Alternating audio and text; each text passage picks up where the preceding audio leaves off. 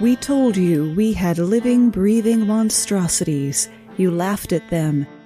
Yet but for the accident of birth, you might even be as they are.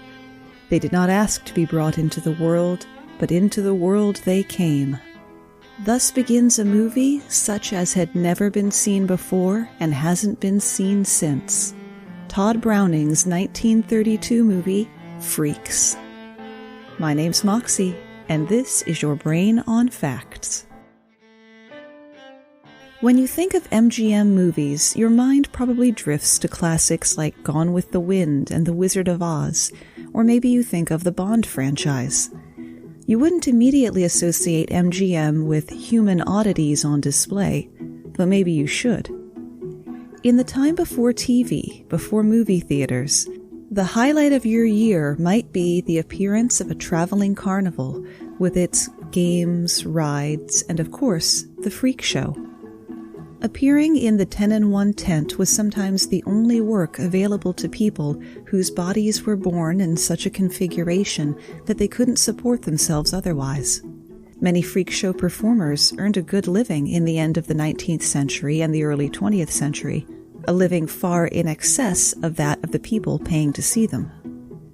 The 1932 movie Freaks, with an exclamation point in the title, tells the story of a traveling circus full of performing acts like horseback riders and clowns, as well as the natural-born attractions like the half-man, the human worm, the living skeleton, and the bearded lady. The beautiful trapeze artist seduces a wealthy dwarf, all the while planning to marry him and kill him for his money in cahoots with the strongman. At their wedding feast, the freaks welcome the trapeze artist into their pseudo-family, chanting, one of us, we accept her." The trapeze artist lashes out at them, calling them filthy, dirty freaks, and humiliating her new husband by treating him like a baby. It still takes a while for the other freaks to convince the dwarf, but once a bottle of poison is found and the trapeze artist's secret is revealed, the freaks exact their revenge in one of the most underrated scenes ever put to film, in this reporter's opinion anyway. The monsters of the movie are the beautiful trapeze artist and the handsome strongman, whereas the freaks are the ones you're rooting for. The story of Freaks actually starts in 1925 with the silent film The Unholy Three, directed by Tod Browning and starring the inimitable Lon Chaney. The film co-starred Harry Earls, a dwarf playing a criminal who pulls scams by posing as a baby. According to the apocryphal history of things, Earls, eager to find more acting work, brought a short story about a pair of circus performers who take advantage of a wealthy dwarf to Browning's attention. Browning was immediately interested and convinced MGM to buy the rights to the story. The film adaptation was to star Lon Chaney, but the project got stuck in pre-production, and then Chaney passed away from lung cancer in 1930, shortly after filming a talkie remake of The Unholy Three. Monster movies were popular enough in the silent film era, but really took off when diegetic sound became standard. In 1931, fresh off the success of directing Dracula for Universal, Tod Browning finally got the green light for his passion project, as MGM's head of production, Irving Thalberg, hoped for a horror smash hit of their own. According to Browning's biographer, it became a case of be careful what you wish for. The story goes that after reading the script for Freaks, Thalberg hung his head and said, "Well, I asked for something horrible, and I guess I got it." It's worth remembering that this was the era of the Hays Code, a restrictive set of guidelines placed on motion pictures to curb supposed immorality. It forbade certain types of violence, any mention of homosexuality or birth control, ridicule of church officials, and so on and so on. You can hear about it in greater detail in episode 40, Words You Can't Say on TV or Radio. Shooting the movie was no picnic. the eponymous freaks were poorly treated by various MGM employees who bristled at the idea of having to eat their lunch near such people. In a supposed peacekeeping effort, Thalberg arranged a compromise.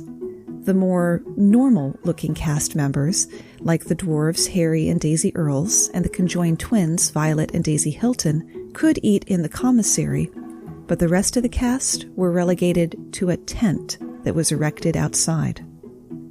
Early screenings of the film were a disaster, moving Thalberg to push the film's wider release back a month so changes could be made. Changes made without consulting Browning.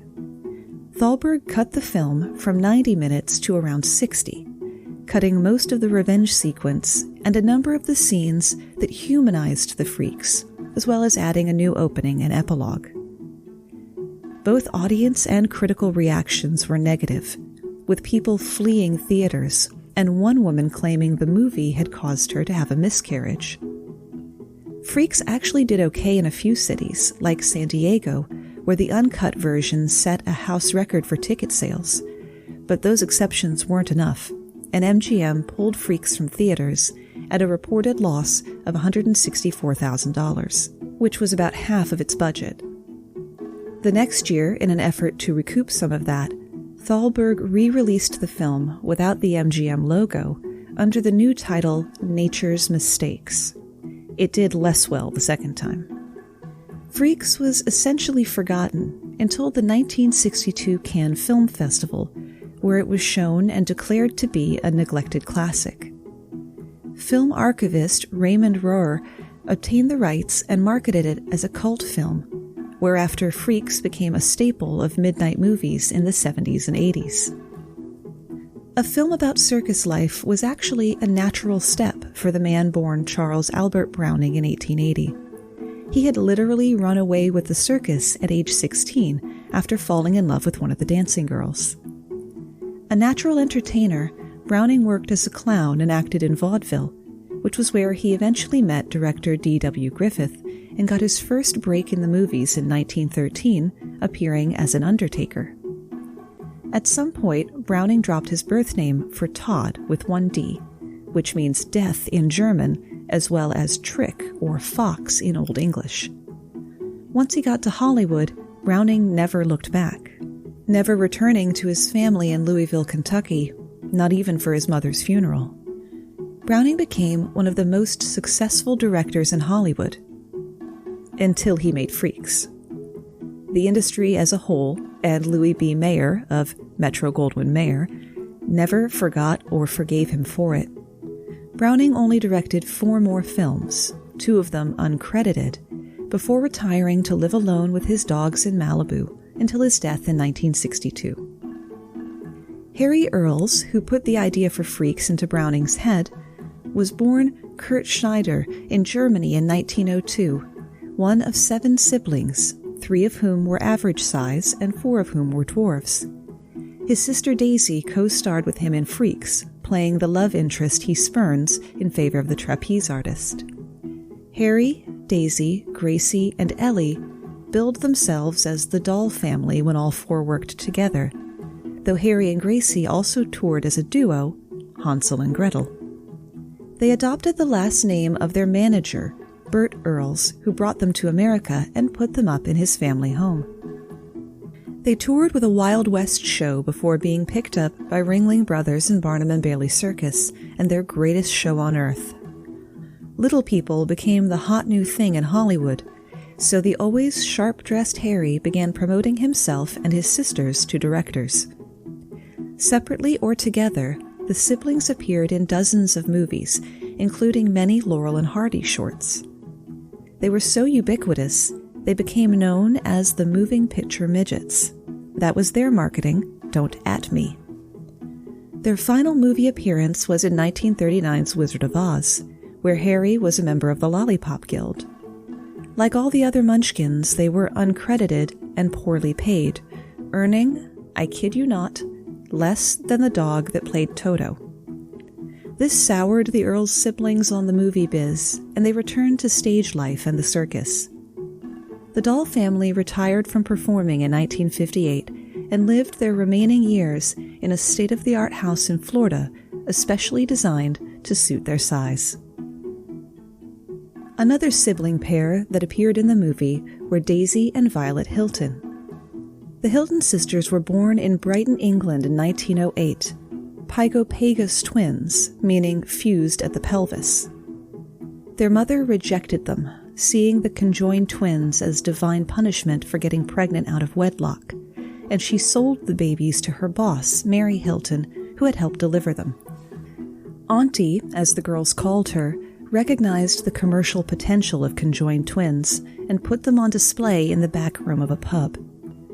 Any men in Auntie's life were referred to as Sir, and between Auntie and the Sirs, Daisy and Violet endured years of near-constant physical and emotional abuse. They toured the world from the age of 3, singing and dancing, seeing limited success in Europe before coming to America in 1915. They were initially denied entry at San Francisco as being medically unfit, but Auntie was able to create a media frenzy that put sufficient pressure on authorities. When Auntie died, she left the girls to her biological daughter Edith and Edith's partner, Meyer Myers, a balloon salesman from Australia, who were actually more cruel than Auntie had been. Myers signed all of the girls' contracts and never told them the details. Kept captive for a majority of their time, the twins were forced to practice their various stage talents, such as playing saxophone and violin, for hours on end. They even had to sleep in the same room as Edith and Myers so that they could keep an eye on them. Edith and Myers kept the girls in check with physical abuse and threatening to have them institutionalized. Even though the Hilton sisters were a hit on vaudeville in the 20s, taking in the equivalent of $75,000 a week, they never saw a dime of it. It was actually Harry Houdini who counseled the girls to educate themselves on their public persona and their success. After that, the sisters found the will to fight for their freedom. A lawyer helped Daisy and Violet secure legal emancipation in January of 1931 and a monetary award equivalent to $1.6 million. Freedom wasn't a cure-all, though. Having no experience managing their own money or promoting themselves, and with vaudeville on its way out, the twins' career stalled. Violet fell in love with a musician, but they couldn't get married because they were refused a marriage license in 21 states. Later, the sisters each at one point married an entertainer who would later be revealed to be gay. One lasted for 10 years, the other for 10 days. In addition to freaks, they starred in the movie Chained for Life, a drama based loosely on their lives. Eventually, Daisy and Violet couldn't get booked for appearances anymore. They landed a small ad campaign for Philip Morris, promoting twin-pack potato chips at a Park and Shop grocery store in North Carolina. Their tour manager abandoned them with no transportation or income. So the sisters, now in their 60s, asked the owner of the grocery store for a job, offering to work for a single salary. The Hilton sisters had finally found a home as the local community rallied around them. They stayed in North Carolina, one sister working the cash register while the other bagged groceries, until their death from the Hong Kong flu in 1969. If you enjoyed learning about conjoined twins, head on over to patreon.com/yourbrainonfacts, where the next bonus mini episode is going to be about the conjoined twins, Millie Christine, as well as Myrtle, the four-legged woman. When you join our valued supporters like Vera, Crispy Platypus, Michael, Trisha, Seth, and Nathan, you also get access to all of the other bonus mini episodes that I've put up, like Surprisingly Childish Weapons of World War II, The History of Female Urinals, Celebrities You Forgot Killed Someone, and other topics that are just a bit left field or risque for the main show. As well as, of course, getting stickers, swag, and the Patreon-exclusive podcast, Spot the Lie. Those twos and fews really do help me put the show on. One of the most surreal images of the revenge sequence in Freaks is that of a human torso, a man with no limbs, crawling through the mud with a knife clenched menacingly between his teeth. This was Prince Randian, billed as the living torso. No source I could find knew Prince Randian's real name or much about his early life. We do know that he was born in Demerara, British Guiana in 1871 to British Indian servants. He had no legs and only a small portion of arm coming off each shoulder. He was brought to the U.S. by P.T. Barnum in 1889 and began his performing career, which would include years in Coney Island, variously billed as the Living Torso, the Snake Man, the Human Worm, the Human Cigarette Factory, or the Amazing Caterpillar Man. Randian didn't just sit in his booth and let the audience look at him. He would write, paint, shave his face, or roll his own cigarettes, which would become his signature move, all with his mouth. You can see it in the uncut version of Freaks, though the cut version only shows him lighting the cigarette. Randian was also highly intelligent and could speak English, German, and French in addition to his native Hindi. He married a woman we know only as Princess Sarah. Together they had 4 children, and the family eventually settled in Paterson, New Jersey, where they lived until Randian died of a heart attack at the age of 63.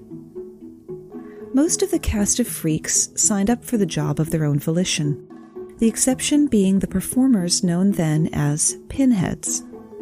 Most suffered from microcephaly, a medical condition in which the brain does not fully develop. Sufferers have smaller than normal heads, intellectual disabilities, poor motor functions, poor speech, abnormal facial features, are prone to seizures, and may also suffer from dwarfism. One of the best-known pinheads in the biz was Schlitz II. Like Prince Randian, we don't know much of Schlitz II's early life. According to his death certificate, he'd been born in the Bronx in 1901, and Schlitz II may or may not have been his real name. What we do know is that Schlitz II went from one caretaker to another his entire life. Even as an adult, he had the mental capabilities of a preschooler and could only speak in difficult-to-decipher phrases. Schlitz II worked for nearly every major circus of the early 20th century, including the Dobrich International Circus, Ringling Brothers and Barnum and Bailey, the Tom Mix Circus, and the Clyde Beatty Circus. Schlitz II spent much of those decades performing as a female, which we also see in Freaks. Schlitz II's gender swap wasn't an artistic choice as much as a practical one. He was incontinent, and being in a dress made it easier for his carers to change his diaper. In 1936, while with the Tom Mix Circus, a chimp trainer named George Surtees became Schlitz II's legal guardian. Surtees reportedly loved and cared for Schlitz II as if he were family. After Surtees died in 1965, care of Schlitz II fell to Surtees' daughter, who wanted nothing to do with him, and had Schlitz II committed to a mental institution in Los Angeles. There he remained for 3 lonely years, far removed from the home he knew among the tents and animals and fellow performers. It was a sideshow sword swallower named Bill Unks, who was working in the hospital in the off-season, who recognized Schlitz II and lobbied the hospital to become Schlitz II's guardian. Schlitz II was able to return to life in the circus, eventually retiring to Hollywood as a street performer when he became too old to travel. Schlitz II spent his golden days in MacArthur Park feeding the pigeons and ducks. He's buried in Queen of Heaven Cemetery under a black marble headstone paid for by fans bearing the name Schlitz II Surtee. Of all the sideshow performers, 2'11" or 53 centimeter Angelo Rizzuto had the most extensive film career. Rizzuto was born to a Sicilian-American family in Omaha, Nebraska. He was already a silent screen veteran, having been discovered by John Barrymore for a role in The Beloved Rogue 5 years before making Freaks. He would go on to steady, if underpaid work, in a variety of films for the next 55 years. Rizzuto worked with the biggest names in Hollywood, like Bela Lugosi and Vincent Price, and worked very near Shirley Temple. He was actually her stunt double. Rizzuto portrayed dwarves, midgets, gnomes, and pygmies, as well as aliens and monsters, in film productions that ranged from wonderful to woeful. Oh, and did I mention he was master of the Master Blaster duo in Mad Max Beyond Thunderdome? Yeah, same guy. In 1957, along with fellow actor Billy Barty and others, Rizzuto co-founded the Little People of America, a nonprofit that provides support and information to people of short stature and their families. Adult stature of less than 4'11" or 150 centimeters can be caused by any of more than 200 conditions under the umbrella of dwarfism. The group went through a number of name changes, originally called Midgets of America, then Midgets and Dwarves of America, then Dwarves and Midgets of America. I say that's interesting because since changing to Little People of America in 1960s, the group has fought against the use of the word midget as a derogatory slur, where it had been a specific classification of little person. Ironically, though Rizzuto had the longest and most storied career of any cast member of Freaks, I could find the least information about him. He really needed somebody to boost the signal. Speaking of boosting the signal, thanks for the retweets over on Twitter to Eric, Richard, Amber, and the great podcasts Turn of Phrases, Stories of Your and Yours, Odd Dad Out, and the Presidencies podcast, as well as the people who interacted with our Facebook page at facebook.com/yourbrainonfacts, like Jacob, Nick, and Maria. If you want to hang out with your fellow Brainiacs and share interesting tidbits that you find, go to facebook.com/groups/brainiacbreakroom, which is where I post interesting things that I come across that don't fit with the theme of that week's show. Remember that word of mouth and personal referrals are still the #1 way that podcasts gain new listeners. So if you're enjoying a show, my show or anyone else's, tell people about it.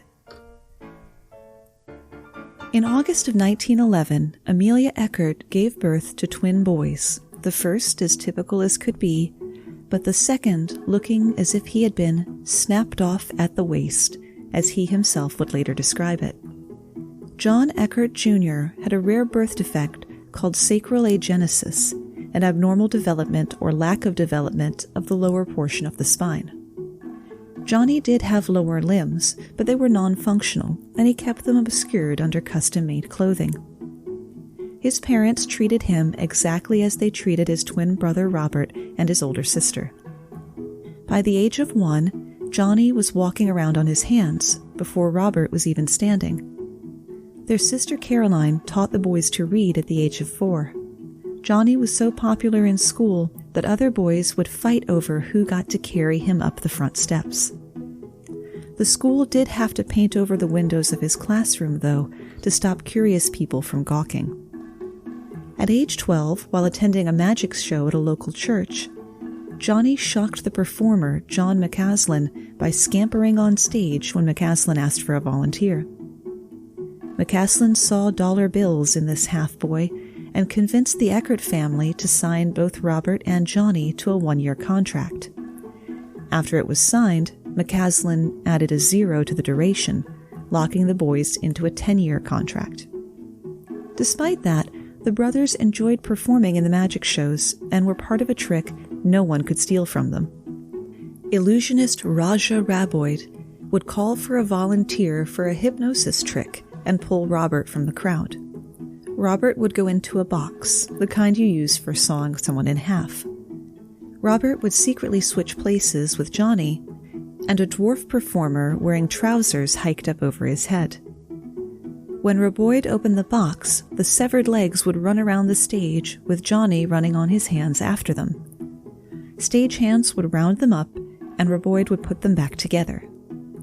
Fainting was not uncommon at those shows.